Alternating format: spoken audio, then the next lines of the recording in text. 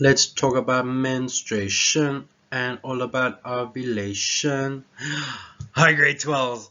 Sorry, I realized nobody's singing that, so I had to sing it for you. All right, let's start on ovulation and menstruation. I apologize for your lesson on the female reproductive part. I recognize it wasn't the best I could have ever done, but stuff was happening. All right, anyway. So now let's talk about that one thing that should only happen once a month, maybe twice at a push, and that is menstruation. And we're going to talk about why it's important that you menstruate and why that you go through ovulation and what caused you to start menstruating and at what age it started. Alrighty, so this is also known as the period. We're going to be talking about the period. Yes, the period, not the full stop, the period. It begins at puberty, all right, and the bad boy that started this whole thing for you was follicle stimulating hormone. And this is secreted by the pituitary gland, and we know that the follicle stimulating hormone actually stimulates the ovaries to produce the ova and are directly related, well, like they have a direct relation to the amount of estrogen released. So estrogen has to do with this, and progesterone and luteinizing hormone and follicle stimulating hormone. So those are the four: estrogen, progesterone, follicle stimulating hormone, and luteinizing hormone that regulate your period and how long it should be for.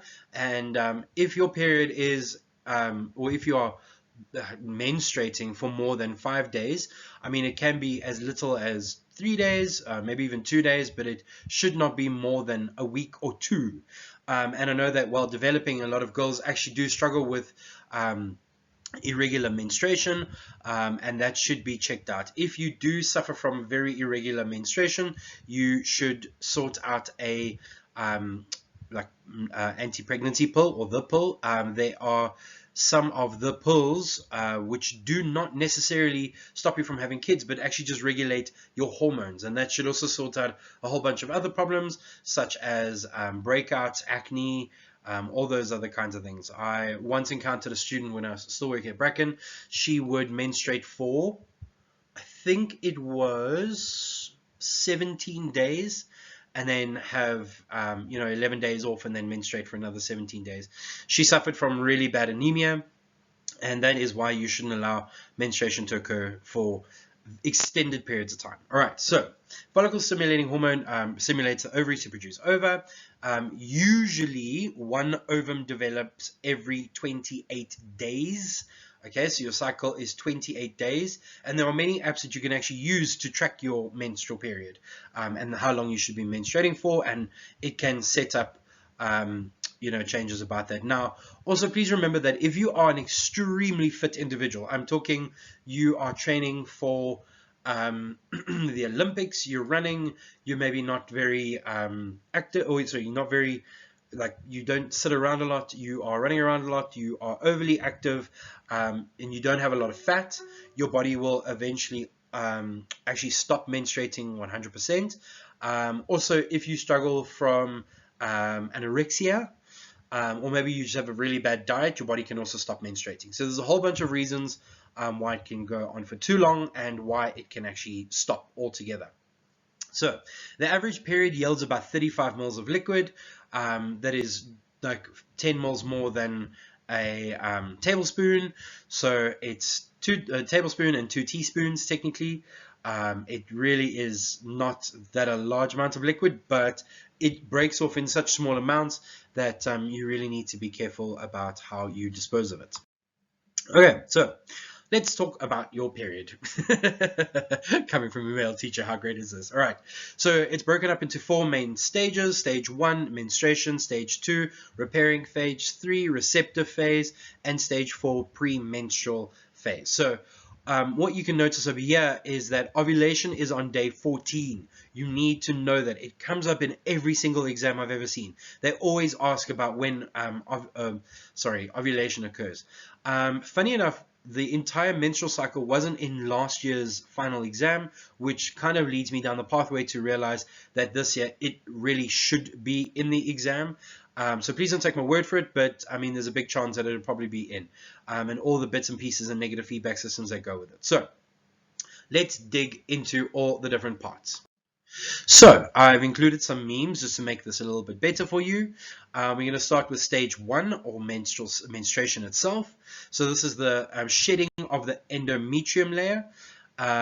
The functional lining of endometrium breaks away. The menstruation is generally between 5 to 7 days. Generally, it does change. But once you maybe one day start the pill, you'll actually realize that you have a very regular period, and that will be between 5 to 7 days. Please also remember that I said that it's about 35 mils. It actually differs quite a bit. Some girls may have a much lighter flow, and some might have a much heavier flow. And obviously you've got specific pads and tampons for that kind of thing. So a new ovum is beginning to mature in the ovary for the next cycle. All right. And it's also, if you are menstruating, it means that you are not pregnant. How exciting. Well done. Okay, so this is stage 2. So we've finished shedding our lining. Well, hopefully we've finished the lining of the endometrium, and now we can start repairing that entire layer. Okay, so the ovum takes about 14 days to mature. So that is from day 1 to day 14. The endometrium is preparing for implantation, because now we're running the chance again. You know, your uterus is saying, all right, we didn't get pregnant last time, so now we're going to try and make another layer, and hopefully this time you will fall pregnant. So it's just on the off chance that you are going to have copulation. You're going to have sex, and that is eventually going to lead you to wanting to implant that egg inside of the endometrium. Okay, so the ovum is released on day 14, and this is because of the hormone luteinizing hormone. During ovulation, contraction of the muscles of the fallopian tubes and wave-like movements of the cilia move the ovum from the ovary to the uterus. Okay, so that is when you are most receptive to falling pregnant, is between about day 12 till about day 16. Okay, so you remember that the sperm, it really has to swim quite a far way up, and I showed you in the previous slides how long the fallopian tube is. So for something that is very microscopic, it has to swim a far way up the vaginal canal, through the cervix, up the uterus, and then into the fallopian tube, where fertilization is going to occur. Please also remember, what I'm teaching you now is if you don't fall pregnant. We'll be doing the if you do fall pregnant later. Then the ovum takes about 3 days to move down the fallopian tubes. So even though on day 14 you have ovulated, you have sex just before that, the chances of having allowing for fertilization to occur is quite high. Alrighty, so let's deal with phase number, or stage 3, the receptive phase. The endometrium is well developed. Remember that this endometrium has developed from the blood vessels that are moving into the muscular layer, or the myometrium, and then that is secreting this endometrium into the inner lining of the uterus itself. So this is ready to receive the fertilized ovum. So this is when you really don't want to have sex, in case you don't want to fall pregnant, and it takes about 5 days after ovulation. Okay, so 5 days from ovulation, this is when you are most receptive. Okay, do not have sex during this period of time. If you have abstained well enough, no fertilization and implantation, then the endometrium starts to break down. Okay, so now the body recognizes that the endometrium has kind of run its course. It's no longer fertile enough for implantation to occur, and it rather wants a fresh endometrium every single time, as opposed to allowing the body to just hold onto it. And also, if the body does not release the endometrium, you run the big, huge risk of the endometrium becoming infected, because remember that it's so nutrient rich, it's able to stop developing a baby, that microorganisms find it an absolute playground. Like, they could mass produce inside of the endometrium like you have no idea. So the body really wants to make sure that every endometrium is fresh for a brand new egg. By 28th day, the endometrium starts to sum away. It means to break away from the uterus, and the cycle is then complete. It takes a few days for unfertilized eggs to pass out of the body with a menstrual flow.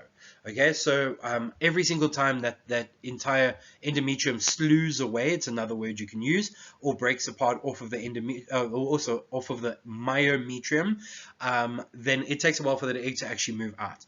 Some women say that they can actually see the egg in their menstruation. I'm not exactly someone who's going to, catch it and have a look through it, but to a large extent, the egg will be in there. The egg will also still be viable. Please remember that. Like, after all that period of time, it's not like the egg just also dies. It's because of the body actually getting rid of it that it actually, the cell stops working. Okay, so let's have a look at that time of the month. All right, so day 1 to day 6, your breasts are going to start growing. You're going to start experiencing pain. You're going to start menstruating. By about day 7, your hormones start to come right.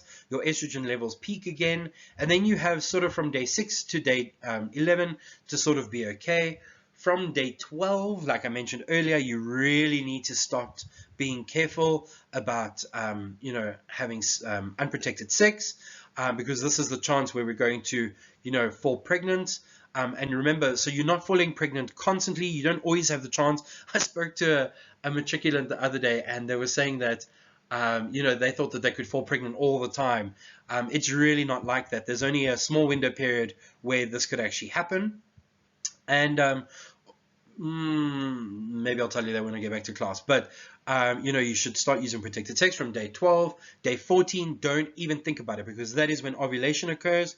And then you're going to go to about day 18. This is when the female's libido or sex drive kicks into mega action, because this is when, remember, you only want to have sex drive when you have a viable egg.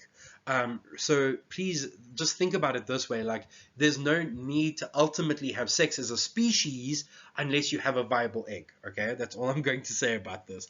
You can fill in the gaps as you feel fit. Then day 20, any sperm that was there is just going to start moving out.